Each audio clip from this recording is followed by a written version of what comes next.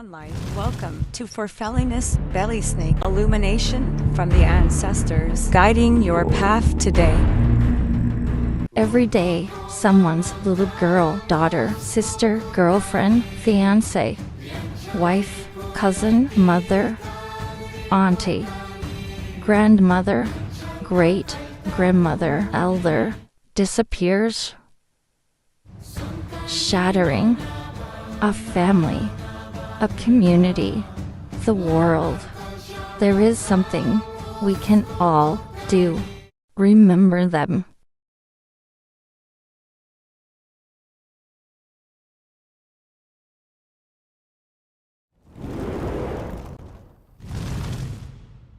God Huginn, and happy Thursday to you. I hope this week has gone amazing for you, and the energy that you need to feel successful, to feel fulfilled, has been given to you freely from the universe.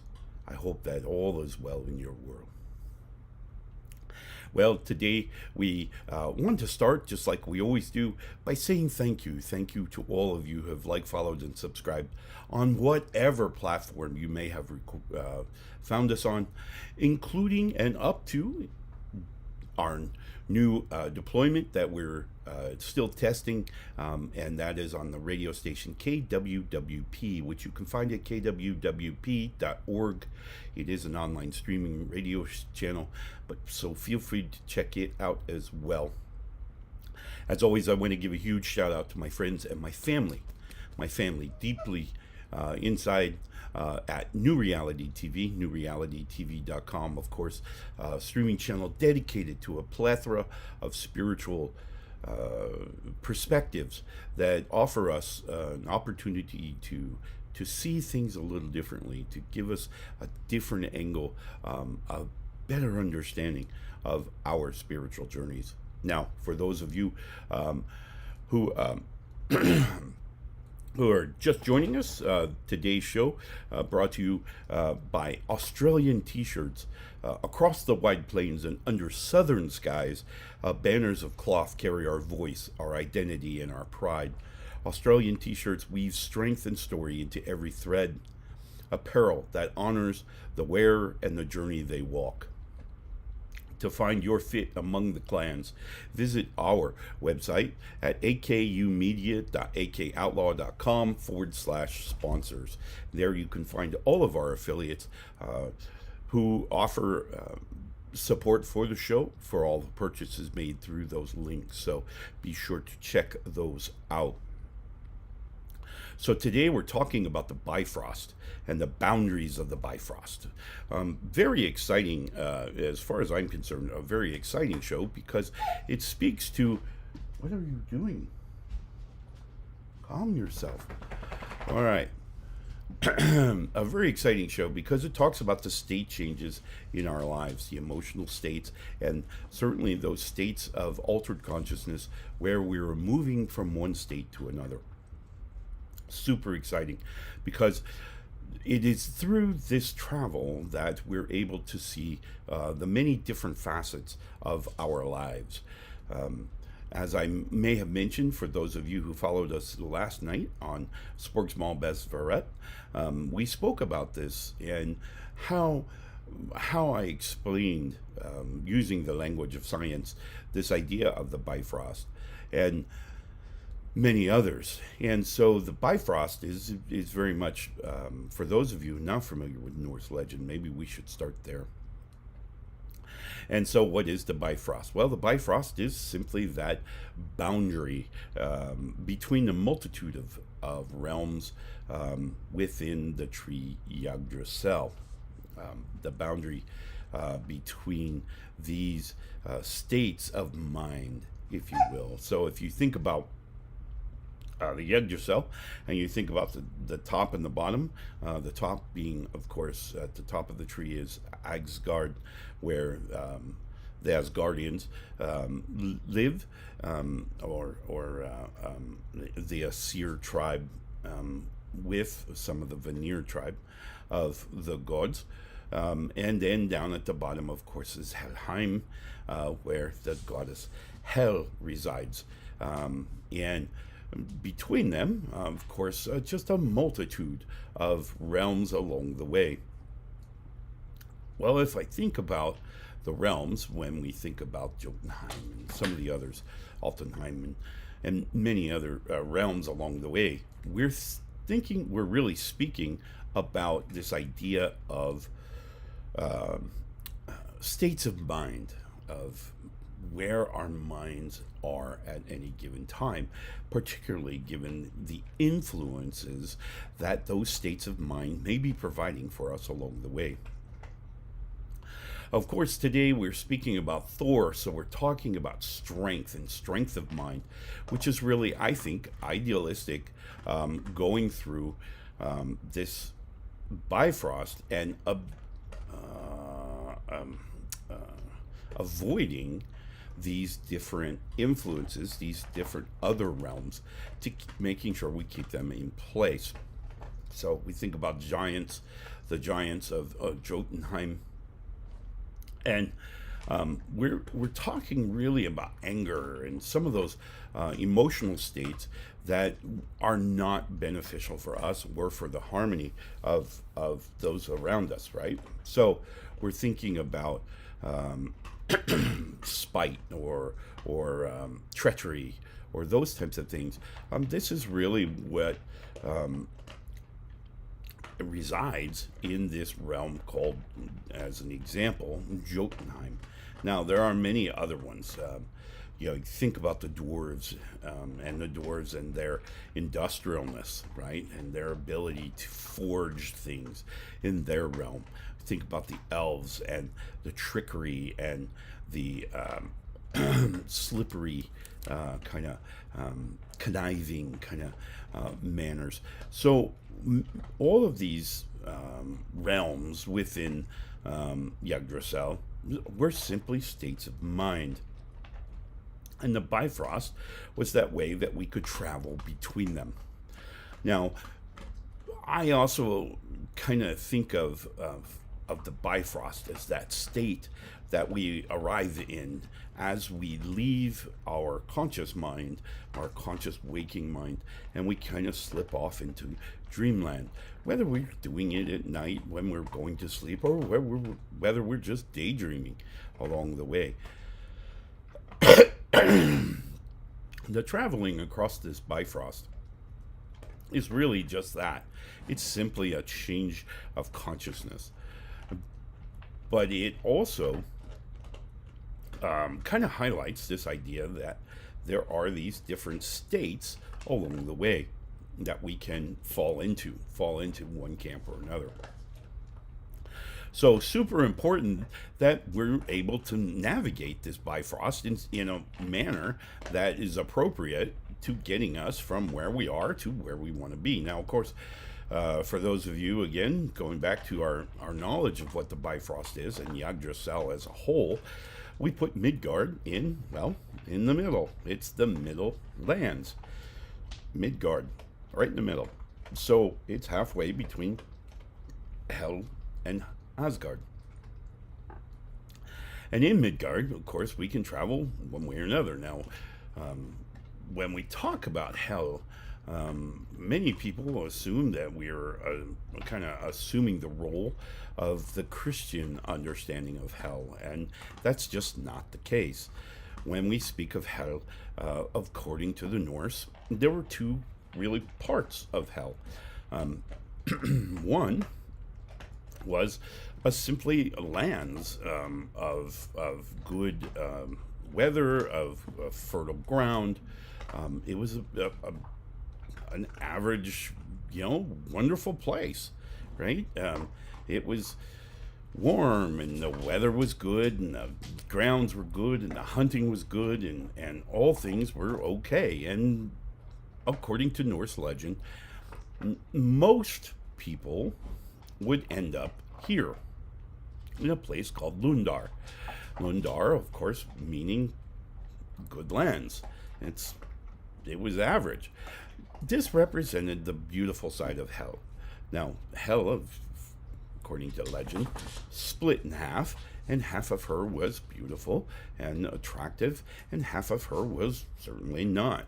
It was angry, it was ugly, it was death. This side is reserved for those who had violated their oaths, had committed crimes that were against other people, that were of heinous nature. This was hell, right? And this part of hell was reserved for those criminals, those really bad people. So the goddess Hel ruled over both of these lands. These were all included in the realm of Helheim. Now, if you think about hell, our definition of hell, and we think about the realm hell, what does that mean? And some people would refer to just living an average, mundane life as living in hell. I see it a little differently, but again, this is not my definition, it's others. We need to think about navigating through this emotional states of the Bifröst. And that's really what we're going to talk about here today. Strength of mind allows us to direct our ship. Remember, we have full authority. We're in charge. We're the master of this vessel. So we can direct this vessel any way we want it to go. That's the beautiful thing. And we can avoid emotional states that we don't want to engage in. All right? You have that power, and that's really what we're talking about when we talk about the power of Thor. Thor, of course, gives us not only the physical strength that Thor possessed, as many different faces have been seen throughout the sagas of Thor, but the overarching theme of Thor is this idea of strength, but not only strength of physical character, but strength of mind as well. When he put his mind to something, he completed the task, or he was destined to complete whatever he started. Why? Because he had this strength of mind, right? So these things played into his many roles that he's played throughout all the sagas, and it really should attach or play into our everyday life as to how we can use the same strength of mind to focus on what we want, not what the universe is giving us, but what we register as part of those gifts. I'm always reminded when we talk about the perspective and what we see and what we don't see. I'm reminded of I attended recently a wonderful wedding ceremony, and it was a beautiful ceremony. And the bride, of course, was gushing. She was a beautiful bride, and she as the couple kind of, we got past the actual ceremony and into the reception, and part of the reception, of course, was opening the gifts that were brought by the many attendees. And there were quite a few attendees, so there was quite a few gifts. And so, they opened a few of the gifts, and we're very thankful. They were a wonderful couple, by the way. And so they opened some of the gifts and whatnot, and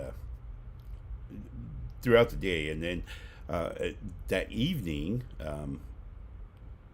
as we were sitting talking about life and where things were going to go for them, and the many things about them, the groom, of course, said, and I'm really glad that I got this, or we got this particular gift. And I believe, as I recall correctly, it was a house kit, so it had like bed sheets in it and this, that, and the other thing. That was a pretty good sized kit. And he said, and in that kit were these pillowcases that were very slippery, and they allowed you to sleep, I guess, for him, without getting tangles in one's hair, right? And the bride kind of looked at him, and she says, "What? Where were those?" She didn't see those. Why? Because she was looking probably at the sheets or the towels or the hand towels or the the kitchen towels, whatever. She had looked at other pieces of that gift. That gift was quite extensive, by the way. So it had quite a few fabric key kind of things in it. And she hadn't seen those at all. She hadn't seen the pillowcases that he was in reference to. And he's, "Oh yeah, they're beautiful," and blah blah blah. And her state of mind at the moment, at the time, I mean, it was her wedding day, and by all means, I do not discredit her at all. She was beautiful. She kept everything moving and together, so she was absolutely wonderful. Her and her sister, and so, but she hadn't seen them at all. Her perspective had literally kind of just deleted that part of the scene out of the equation. The way she was looking and the way her mental state was at the time, she had totally erased that vision from her mind. Totally. So this really speaks to what we're focused on, where we're changing. But it also speaks, I think, to our frame of mind, again, pushing that energy of imagination into our sensory input that alters what we see. Literally, what we see, what our brain processes as part of that experience. She totally erased that piece. Not a bad thing, but nonetheless, it speaks to this idea that we can indeed erase things from our experience, from hearing things, seeing things, and certainly not of those. So, something to think about as we're processing the experiences that we have in life, as we're being kind of nudged in influenced in one direction or another towards one emotional state or another, thinking about what part of that nudge, what part of that direction being pushed towards this emotional state or that emotional state, what part of it are we missing, or what part did we imagine was there and isn't, right? So we really have to think about when we feel a push or a pull towards an emotional state that we're not too excited about, something that's going to frustrate us or terrify us or whatever. Are we being pushed by something that doesn't exist? Is it our imagination playing tricks on us? So we really need to consider this. And this is, of course, where we come back to the Bifröst and allowing ourselves to navigate the Bifröst, avoiding the other realms, going to Asgard or Midgard. All right, so today, what do we start with today? All right, let's see.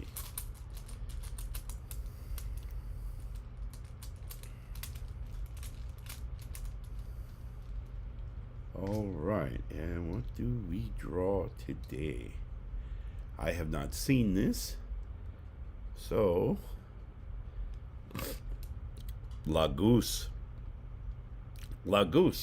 And Algiz, of course, is the rune of dreams and the rune of unconscious growth. So today, as we go about our day, let us think about Algiz, and think about our unconscious growth, that growth that happens, that evolution that's happening all the time behind the scenes as we go about our everyday. So just something to think about. Again, as we've spoken here today, as we think about our nudges and our pushes and our process along the way, thinking about those things that are trying to influence us, are they real? Do they really have merit? Things to certainly consider. All right, I'm going to take a real quick commercial break. When we come back from break, I want to talk about how we can use this idea of the Bifrost boundaries to kind of direct our ship and make sure that we stay where we want to be. We'll be right back after this quick commercial. The air.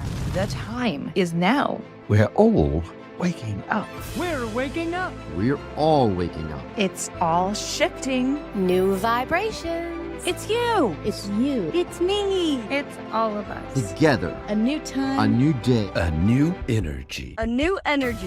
New reality. Awaken with us. Awaken with us. Awaken with us. NewRealityTV.com.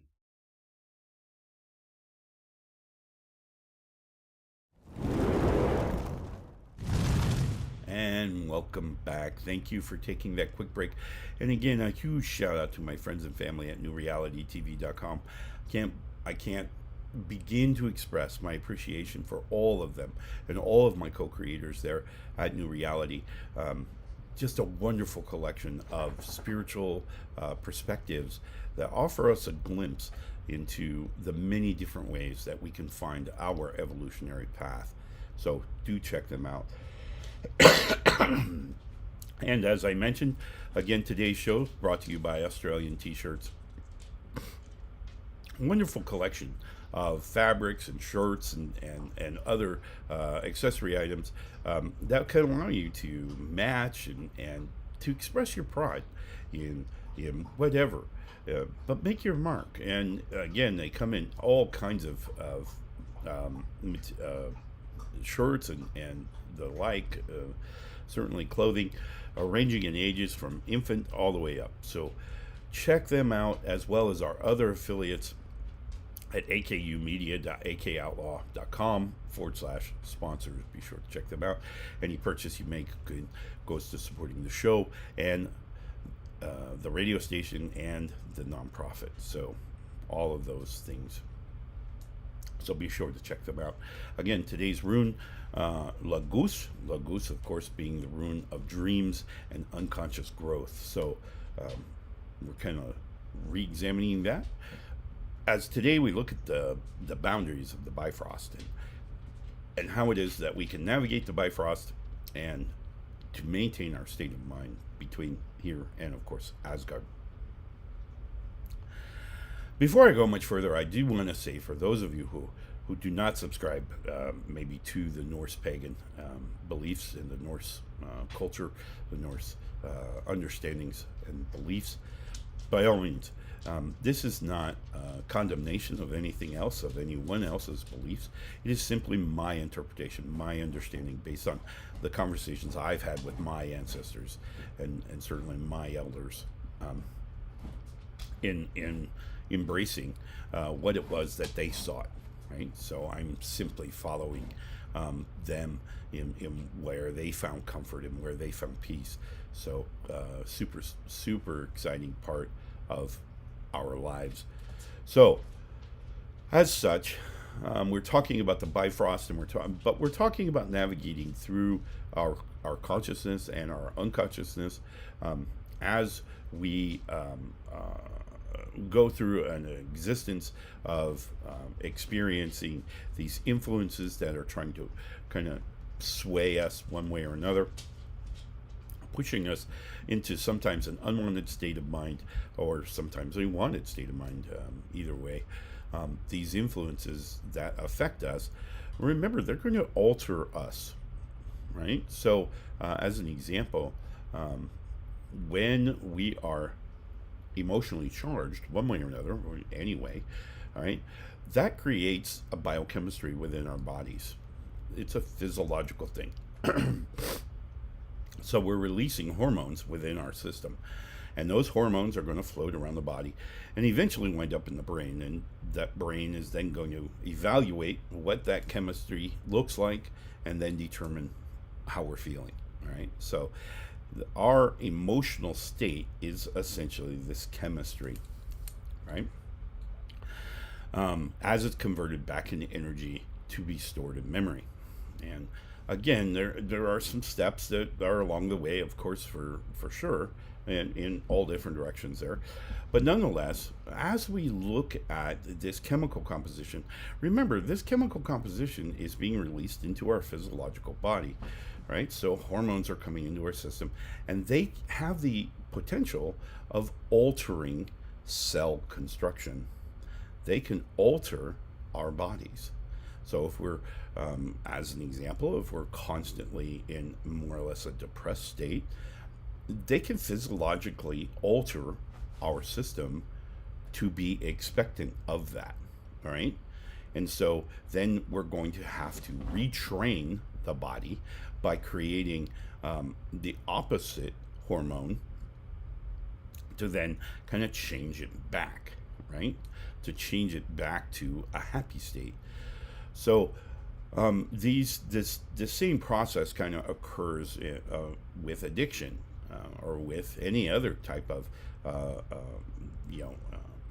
physiological manipulation. So if we have alcoholism or drug use or any of the other kind of addictions, even to the point of excitement addiction, adrenaline junkies, so to speak. This is the same thing. We're creating streams within our body, within our physiological form, that then becomes an addiction, and it becomes a perceived need. Now, I do state, just so that we're all very clear, addiction is not the body saying I need a drink or I need an injection or whatever. It's not. It has nothing to do with the body. Okay, it has everything to do with the brain translating that energy. So it looks at it and goes, "Oh, yeah, we need to have more of that," or whatever. Okay, it's always the brain. So when we talk about smoking or chewing tobacco or drinking or illegal drug use, whatever it may be, the brain is telling us. So it's a perceived need. It's not an absolute need. It's not your body saying, I gotta have it. It's the brain. Who's in charge of your brain? You are. You can choose not to use. You can choose not to drink. You can choose to be in charge, and instead of drinking the whole bottle, we have a drink with friends. Right? You can choose. You can make the choice. You are in charge. You get to drive. This is the strength of Thor, right? So we get to make our choices, right? We get to decide how we traverse the Bifröst. What realm we're going to stop off at, right? We have that choice. So think of it more or less as a highway, and as we're traveling down this highway in our vehicle, all of these off ramps offer casino or shopping mall or liquor store or all these other things. We don't have to take the off ramp. We get to choose. We're in charge of the steering wheel. We get to decide which off ramp we're going to take. So instead of blaming or giving more power to this other influence, this other influential energy, we decide we're going to drive. Hold the steering wheel firm. Stay on your highway, where you want to go. Not where influences are pushing us, but where we have decided is our destiny. All right? We get to make that choice. So think about all of the influences in your life today, and think about how they're pushing you in one direction or another, whether good, bad, or indifferent. And think about where you want to be, and how many influences are pushing you towards where you want to be versus how many are not. I'm always reminded of a phrase a master taught me one time, a long time ago, and in each thought we have to think of, is it mine or is it borrowed? Is someone else or something else pushing me in a direction, or is this something that I've decided I want to do? I want to go there. All right? So we're in charge. We get to make those decisions. All right? Today, again, we celebrate the Norse god Thor, and we thank him for all of our strength and strength of mind for sure. And we celebrate this power within us to maintain our path and not be swayed by others, not be swung in any direction, but what we, you and I, decide to do. All right? So, celebrate and embrace the power of Thor. And today I would like you to just think about those influences in your life and how things are pushing you along the highway, and determine, is that where I want to go? Is this where I want to be? And remember, if you so choose, you get to choose the word no. The word no means you're thinking of you, not others. All right? All right. I wish you the very best Thursday or Thorsday, and I look forward to seeing you again tomorrow, where we will embrace the power of Freya, of course, the goddess of magic, love, war. She was super knowledgeable in managing the energies of the universe. So a super powerful ally to have as we traverse through our lifetimes. I encourage you to embrace the power of Algiz today, and remember that even when you're not focused on growth, you are in a process of growth and process of change, and all of which is good. So remember that, and we will see you again tomorrow. Love and light, my friends.